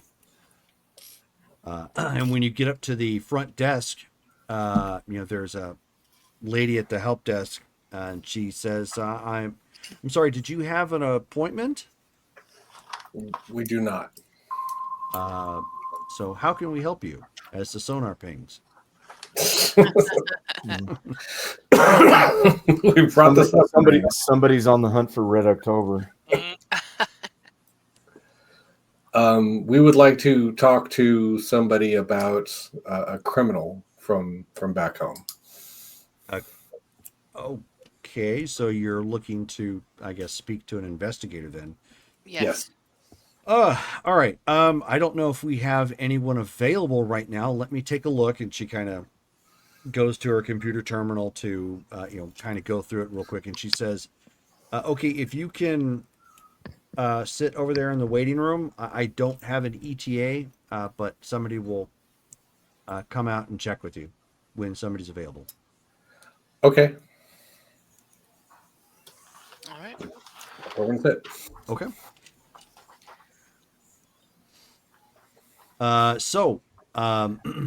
Waru and Dylan. Dylan would also have asked Yosef if he wants to come along too. Okay. He probably was mostly stayed back. He wants to actually do his own investigation on the two that jumped him. Okay. Okay, sure. So you two are at the beach. We'll say, did you would have had to take in a little bit of a trip either way you went. So the two you were recommended, Cocoa Beach and Daytona Beach. You could go to either. Cocoa Beach, please. Cocoa Beach is closer. Alrighty. So hold on one second. Oh, that's not what I want. It was pulling up a restaurant there for a moment. I'm like, I don't need the restaurant. All right. Yoink. Cocoa Beach. So, it takes you over, the, I guess you'd call it a gulf. It's actually not far from Cape Canaveral Space Force Station. Okay. Space Coast. So coming here, yeah, I mean it's really nice. Obviously, it's very ritzy looking. It's got your, when you go down the other side of one of the streets, it's kind of a peninsula for the most part. So everything is got a bunch of small little storefronts and restaurants all mashed together, as well as those archipelagos that you can see where people just park their boats. Oh, nice. They don't have to drive there. They can just, drive a boat. They're that close. Coming out to the beach, and the area is, I don't want to say it's loaded per se. There's quite a few people out on the beach at this time of day. Nice. And of course, there's like apartments and stuff that sit like right off of the beach, so it's pretty accessible. Nice. From where you're at. You do see, however, that there is somebody out there. Roughly when you guys get dropped off, it's actually near one of the not too far away from the restaurant called Coconuts on the Beach. Mm-hmm. And there's somebody out there kind of sunning. They've got that, like a sunboard, like reflective, kind of kicked up. Hard to make out, though, who it is because there's a lot of people standing around him. And they're kind of oohing and awing like they're a celebrity. There's still other people that are ignoring it and jumping in the water and, playing ball or testing the water for waves, bodyboarding. Okay. So on and so forth. How can I do this? I need something to hang off of. Is there like a light post or a lamp post? What do you? Okay. I'm trying to get higher so I can see who's the person that's being suntanned. Oh, okay. I'm thinking like, wait a minute, why are you trying to go like high? Are you trying to like get a running start for a wave or? Yeah. Okay. I'm there. You know, there probably is. Let me take a look.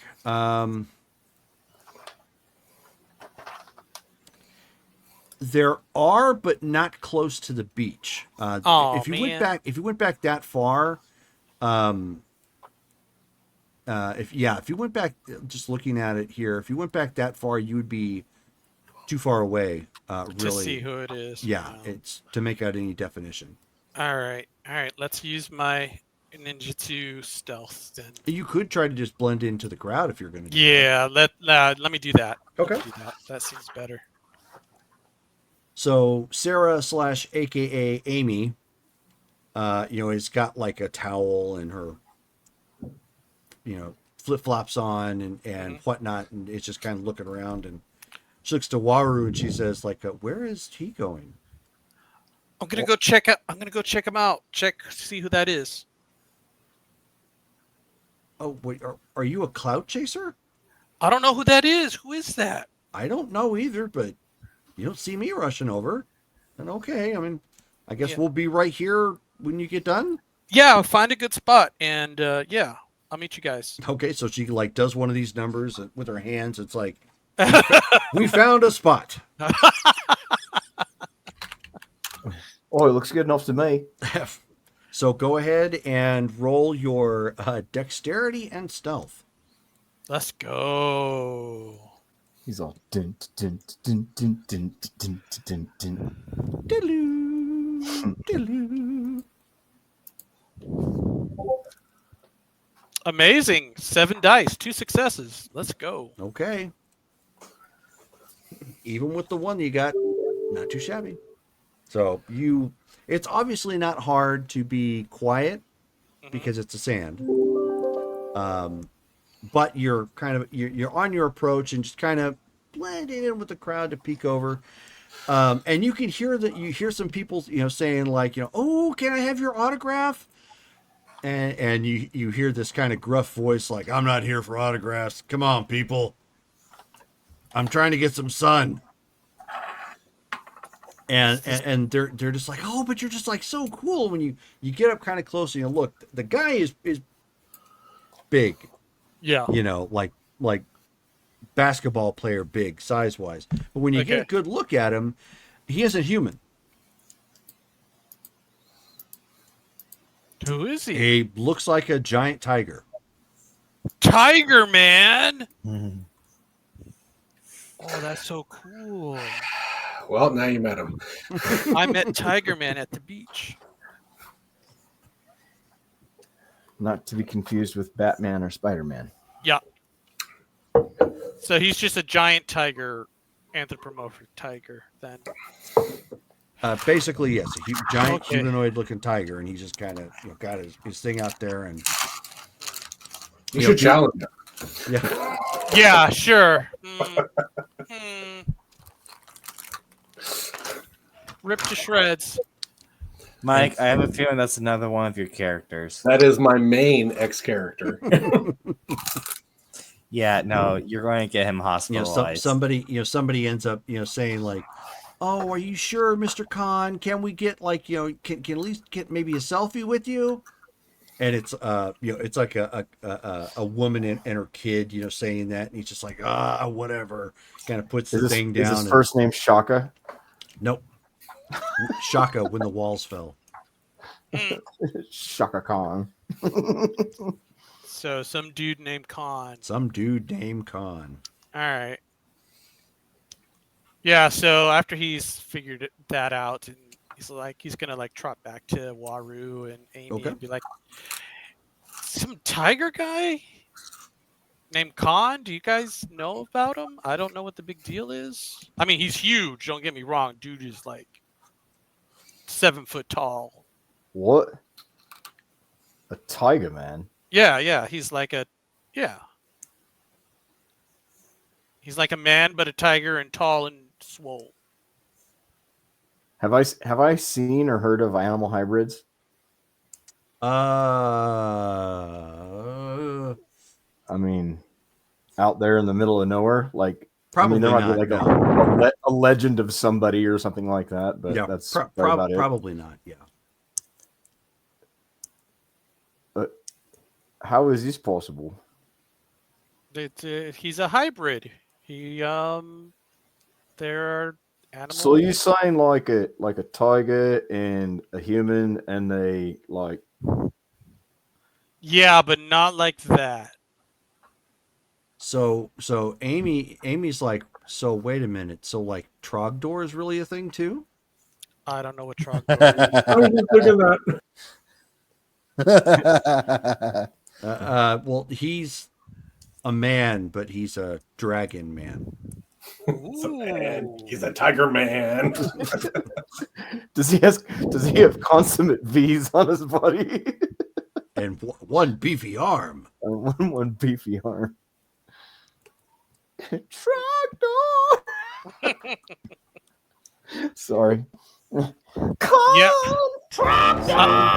I don't know much about hybrids other than they exist. So wait, so you're not like pulling my leg. That's really. Yeah, that's tiger man named Khan. Oh, weird. Okay. And you don't seem to be fazed by that a whole lot.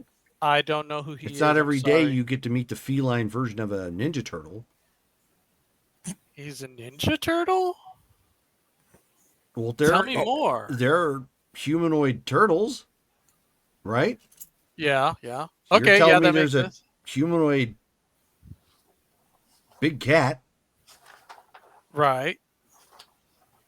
I mean, don't get me wrong, dude is huge, but no, you said that a couple times. Looks like you were quite taken with his hugeness. Yeah. No, I just know that they exist. That's about it. Weird. Okay. There's a legend to some thing like that in the outback, but I always thought it was just a legend. Yeah, I don't know how they're made. I just know that. No, drop bears are not real, Waru. What? She's like, what? Drop bears are legitimately not a thing. You know that, right? Yeah. Okay. Well, and to answer your question, I think I know how they're made. When a mommy tiger and a daddy human, when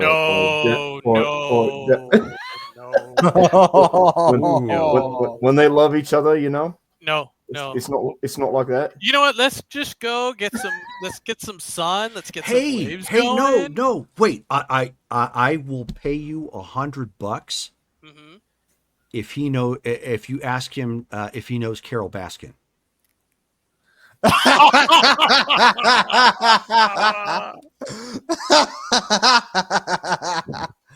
I'm gonna roll insight to not die.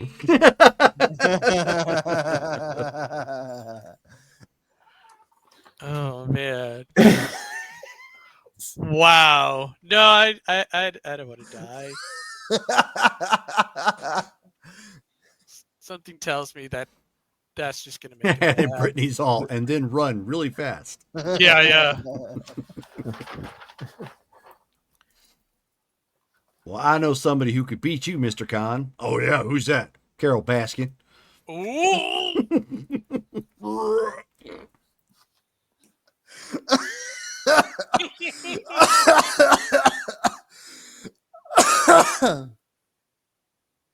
Take a breath, buddy. But yeah. I think after that, he's just gonna get everybody together and Seriously, $100. No, man, no. 200? I'm not trying to die. What would you do if you asked him if he knew somebody? Something tells me this is some trick. It's no trick. She likes big cats. Google this. You should Google a name. Yeah. Let me Google it. Who is Carol Baskin? Carol Baskin. Oh. Kind of like look at Amy like, yeah, you definitely trying to get me killed. Okay. I'm not trying to get you killed. I just thought it would be kind of funny. Yeah. 300? No, I'm definitely not now. Not now that I know. No All way. All right. Fair enough. But yeah. That was pretty sneaky there, Amy. Not gonna lie. You almost had me. Oh, almost? Almost. I'll keep that in mind. Okay. Did you say $300? Yeah, $300. Oi, Con! Do you know Carol Baskins? Oh shit. Roll for initiative. No, he's breaking out the dice. Look at it. What did you do?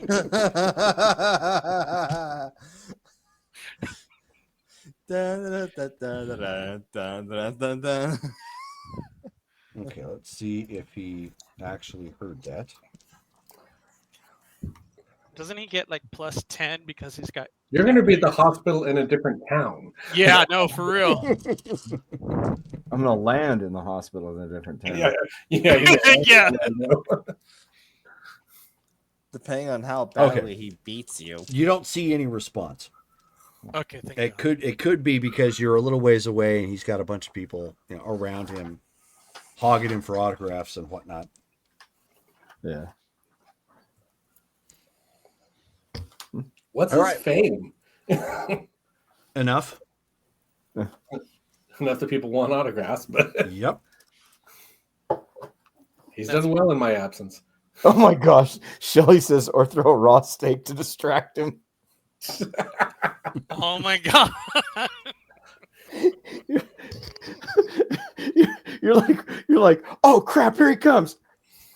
Just like what I remember of that character sheet, just No, if you're going to do something like that and you're trying to run away and distract him, just carry a laser pointer and point it the other direction. He's like, I'm gonna kill you. Oh, he just starts running full sprint and then starts doing like when cats get the laser pointer and they start smacking it on the floor. It's all of a sudden. He's got murder in his eyes as he's running towards you, and then he's like, takes all his aggression out on the laser point. Yeah. So, those of you who are at Interpol right now, after about 40 some odd minutes, somebody comes walking up in a nice suit and tie, probably early 20s at this point. And he says, I was told that you were, I guess, needing to speak to somebody. You wanted to report something? Yes, we would like to give information to Interpol about a international criminal. Okay. Why don't you follow me to my desk? I guess we can start with filling out a report. Follow. What's that? What's his name on his little badge? Agent. Oh, damn. Your first name is Agent. Yes.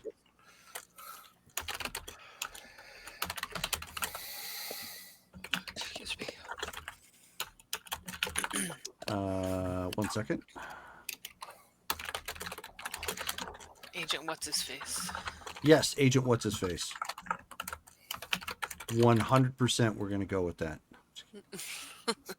Wait, you don't want to go with Coulson? No, his name is Agent Revis Burwell. Revis? Revis. That's why he's an agent, because he was picked on as a child. And now he has a position of authority. Agent Bubbles. I like that. Cobra Bubbles. Okay. You will respect my authority.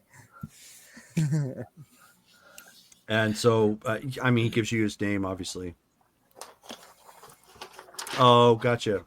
I was going to say, I have no idea who Agent Cobra Bubbles is. Yeah, I know who Cobra Bubbles is. Lilo and Stitch. Yep. So, he sets you down at his desk. There's not a lot on it. It's pretty well kept, but there's no like memorabilia around it. It also isn't nearly as big as some of the other desks, indicating he's probably a junior officer. Or agent, All right. I should say. And he says, okay, so what is this about and what do you have? So, to try to give to start at the beginning, there was a man in Sydney, Australia named Billy Walker. He was some level of underworld figure. He was involved in some various things. And he, I mean, I'm hoping you guys have files on him, but he ended up, we believe, being behind the murder of the parents of a friend of ours. And that was 2 years ago? Or a year ago? 2 years ago, I believe. Mm-hmm. Right? Yeah.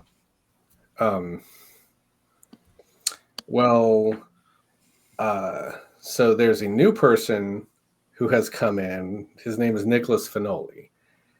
We understand that he'd fallen out with somebody called the Dixie Crew, the Dixie Mafia here in America. Okay. But now he's in Sydney. The word on the street is that he has killed Billy Walker. His people have gone to the establishment of another friend of ours, a teammate of ours. He owns a bar down there in Sydney, and they went and tried to squeeze him for protection money and ended up putting him in the hospital, other people in the hospital. I'm not sure if anybody died. Wait, OC, do I know if anybody died? I forget. Nothing was not ever that we're aware reported of. that they died. No. Okay, well, they put numerous people in the hospital, trashed the place. We got video of all that happening, but so obviously this guy is, he's big time down there in Sydney, but what we have, the information that I'm trying to give you guys is a decoded journal of Billy Walker's accounts. And my assumption is that, with this Finoli guy taking over Billy Walker's enterprise, that he's probably doing business with the same people, and you might be able to track the financial data of these people Billy did business with to see if you can find something to go after Nicholas Finoli for. I see. And this book or journal or whatever it is that you said, do you have that with you? I'll pull out the thumb drive and put it on the desk. It's all in there. Okay, so it's digital. All right. Why didn't you go to the Interpol office where you're from then? It sounds like, it's Sydney, Australia?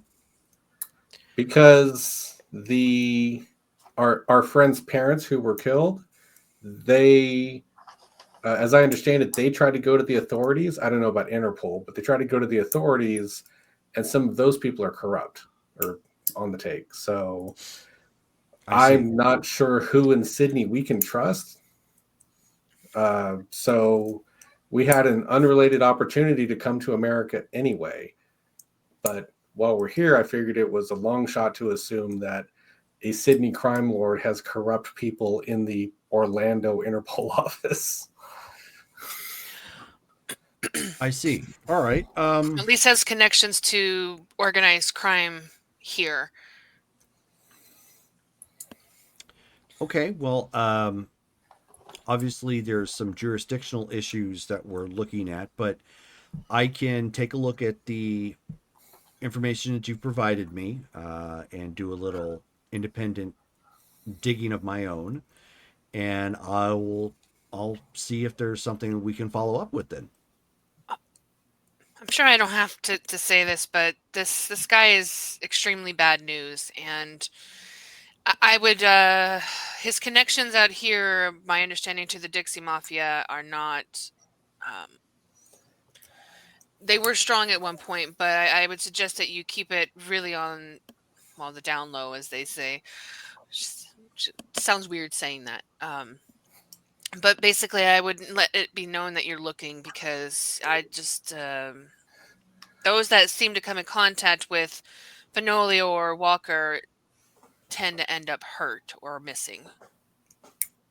I understand. I do have procedures that I have to follow, but I will, of course, proceed with this with the utmost caution. But if I can get I you get to, your info? yeah, he actually slides you some paperwork so you can fill out basically the official complaint and whatnot, and he gives you a card so you have his information.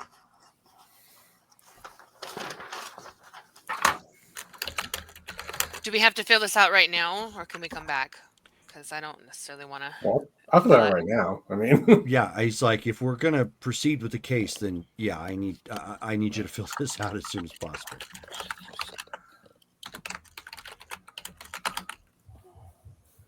Okay.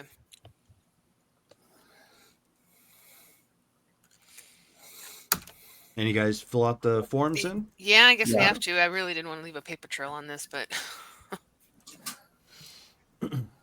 All right. Well, he stands up and shakes your hands. He says, obviously I don't know anything about this just yet, but, give me about a week or so to start looking into this and and what you have claimed, and I'll see if there's something we can do about that from here. Just sign your name, McLovin. all right. Thank you, Okay. Agent. Yeah, and I'll text Mike and say, hey, we're ready. All right. And so he sends you a picture of the vehicle that he is in now. Cool. And it is a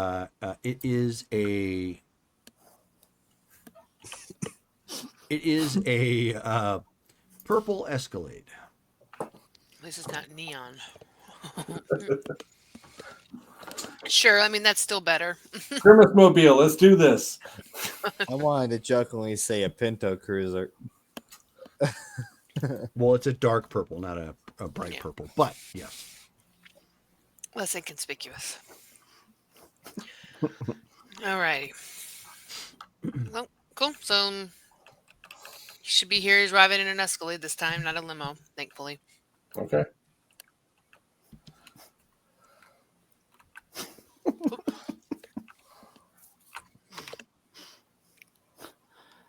Plenty of alias options. Yep. Amanda Hug and Kiss. Hugh Jass. Ivana Tinkle. Of course, the Simpsons had to come into Yes. this. So, you guys get picked up. It actually has running lights. On the bottom. Big pimpin'. On the inside, it's got like a fur dash. This is more my speed here. And he comes rolling up playing Lowrider. He pulls out and heads back to the to the Y at this point. That is where we're going to stop here for the night, and get ready for the next game. So our next game is going to be on the 18th. Sweet. and that will, since you guys will be in town for a couple days, start getting everything set up, and potentially start getting some fights in on the East Coast. So let's go. Thank you guys all for showing up and hanging out with us. Our next game coming up next week on the 10th is Street Fighter. It's actually Star Wars Darkest Dawn. So I'm looking forward to seeing how our players manage to recover from that failed hyper jump. And then, of course, on Friday the 12th, it will be our Vampire the Masquerade game, Ashen by Night. And then on the 13th, we're back to Marvel Superheroes at 6 p.m. So thank you guys all again for hanging out with us. And I hope you have a good night. Good night, guys. Night. All right.